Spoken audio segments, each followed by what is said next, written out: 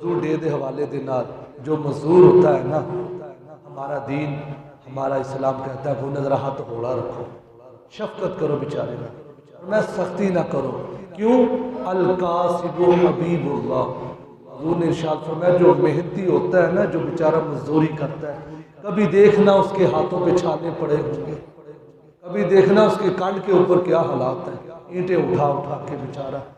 آج میں نے ایک پوسٹ دیکھی، ایک ماں بیچاری ہے، اس نے پیچھے کپڑا باندھا ہوا ہے،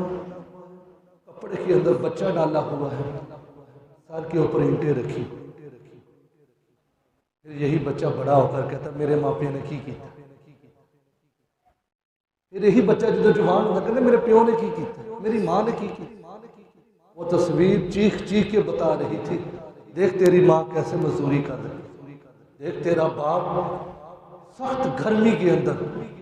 جب بندہ 5 منٹ کے لیے دھوپ میں کھڑا ہونا برداشت نہیں کرتا، باپ بچوں کے لیے دھوپ میں وہ تگاریاں اٹھاتا نہیں ہے، لائیاں اٹھاتا نہیں ہے،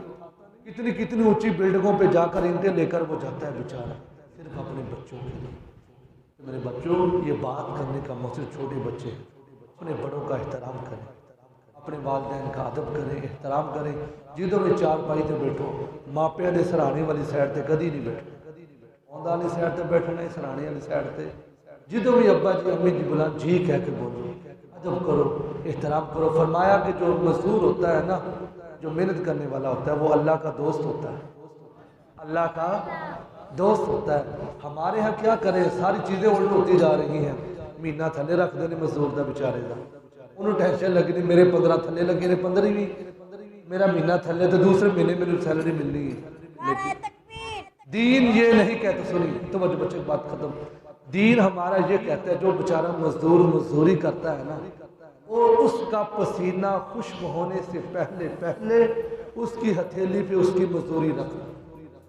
ٹھیک ہے؟ یہ ہمارا دین ہے، یہ ہمارا اسلام ہے جو ہمیں محبت کا، پیار کا، یہ امن کا پیغام دیتا ہے۔ اللہ کریم کی بارگاہ میں التجا ہے اللہ تعالی ہمیں